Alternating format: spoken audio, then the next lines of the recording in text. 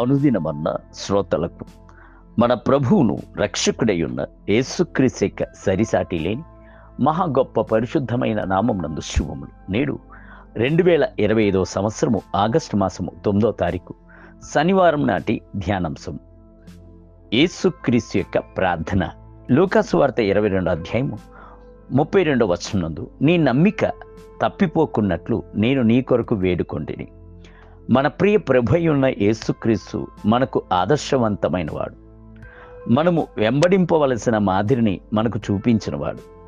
ఆయన యొక్క అడుగుజాడలన్నీయును ఆయన యొక్క శ్రేష్టమైన ప్రార్థనా యోధుడు అను సంగతిని మనకు తెలియజేయుచునే ఉన్నది. ఆయన ప్రార్థించుచున్నప్పుడు వెనువెంటనే జవాబు వచ్చుచూనే ఉండేను.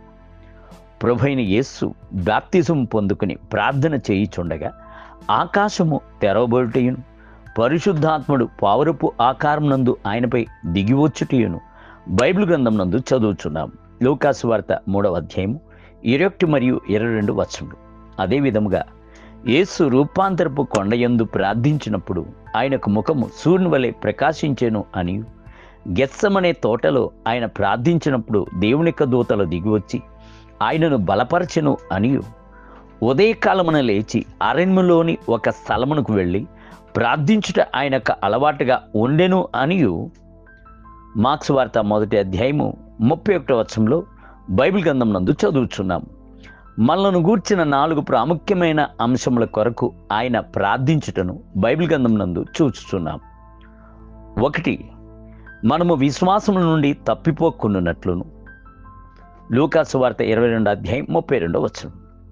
2, తన ప్రాణమును మనమునందునట్లుగా అతడు దారపోసి అతిక్రమ చేయువారి కొరకును. యెషయా గ్రంథము 53వ అధ్యాయము 12వ వచనం. 3, ఆదరణకర్త అయిన ఆత్ముడు నిరంతరము మనతో కూడా ఉండేటువంటి అభిషేకము కొరకును. యోహాను సువార్త 14వ అధ్యాయము 16వ వచనం. 4, మనము అంతం వరకు సంపూర్ణంగా నిలిచియున్నట్లును. హెబ్రీయులకు రాసిన పత్రిక 7వ అధ్యాయం 20వ వచనం. ఆయన మన కొరకు ప్రార్థించుచున్నాడు.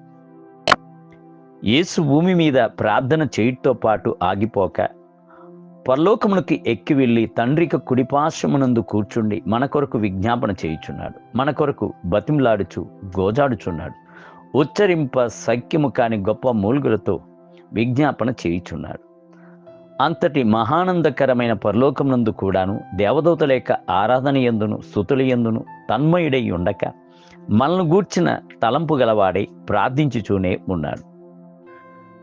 చనిపోయిన క్రీస్తు యేసే, అంతేకాదు మృతుల్లో నుండి లేచిన వాడును దేవుడి కుడిపార్శ్వమున ఉన్నవాడును మన కొరకు విజ్ఞాపనము కూడా చేయువాడు ఆయనే. రోమీయులకు రాసిన పత్రిక 8వ అధ్యాయం 34వ వచనం.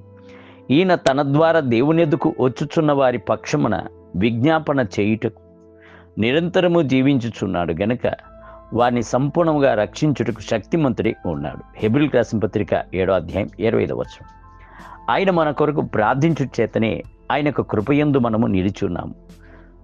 ఫలించని చెట్టు కొరకు తోటమాలి యజమాని వద్ద బతిమిలాల్చున్నట్లుగా ఈ 1 సంవత్సరం ఉండనిమ్ము, దానికి చుట్టూతా తవ్వి ఎరువు వేసేదు, అది నిశ్చయముగా ఫలించును అని మన కొరకు విజ్ఞాపన చేయుచునే ఉన్నాడు.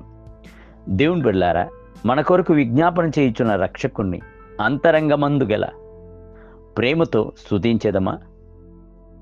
నేటి ధ్యానమునకై మీరు శోధనలో ప్రవేశింపకున్నట్లు మెలకువగా ఉండి ప్రార్థన చేయుడి. ఆత్మ సిద్ధమే గాని శరీరము బలహీనమైనది. మత్తయి సువార్త 26వ అధ్యాయం 41వ వచనం.